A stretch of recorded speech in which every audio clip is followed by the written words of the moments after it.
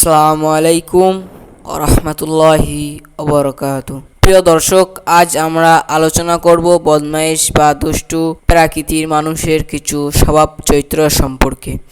এই লক্ষণগুলো চিনতে পারলে আমরা নিজেদের ক্ষতি থেকে বাঁচতে পারি এবং নিজের চরিত্র সংশোধন করতে পারি।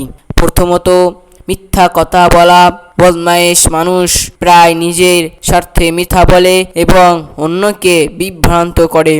ইসলামে মিথ্যা বলা বড় গুনাহ। দ্বিতীয়ত, বিশ্বাসঘাতকতা করা।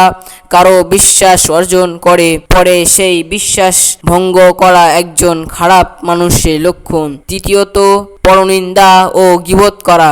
তারা অন্যের দোষ নিয়ে আলোচনা করতে ভালোবাসে এবং মানুষের মধ্যে ঝগড়া লাগানোর চেষ্টা করে। চতুর্থ, অহংকার ও রট আচরণ। তারা নিজেদের বড় মনে করে এবং অন্যদের তুচ্ছ তাচ্ছিল্য করে। পঞ্চমত, অন্যের ক্ষতি করে আনন্দ পাওয়া। বদমাইশ মানুষ অন্যের কষ্ট বা ক্ষতিতে আনন্দ অনুভব করে এবং সুযোগ পেলেই ক্ষতি করার চেষ্টা করে। আল্লাহ তাআলা বলেন, হে ঈমানদারগণ, তোমরা অনেক ধারণা থেকে বেঁচে থাকো। একে অপরের গোপন বিষয় অনুসন্ধান করো না এবং একে অপরের গীবত করো না। সূরা আল হুজরাত আয়াত 49-12। রাসূলুল্লাহ সাল্লাল্লাহু আলাইহি ওয়াসাল্লাম বলেছেন, মুসলিম সেই ব্যক্তি যার জিহ্বা ও হাত থেকে অন্য মুসলিম নিরাপদ থাকে। সহিহ বুখারী, সহিহ মুসলিম।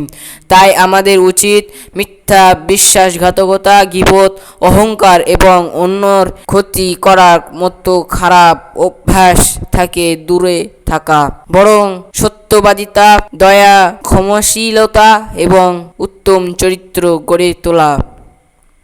শেষ কথা, আল্লাহ আমাদের সবাইকে উত্তম চরিত্রের অধিকারী বানান এবং খারাপ স্বভাব থেকে হেফাজত করুন। আমিন। ভিডিওটি ভালো লাগলে লাইক, কমেন্ট, শেয়ার করুন এবং ইসলামিক জ্ঞান ছড়িয়ে দিতে আমাদের চ্যানেলটি সাবস্ক্রাইব করুন। আসসালামু আলাইকুম ওয়া রাহমাতুল্লাহি ওয়া বারাকাতুহু।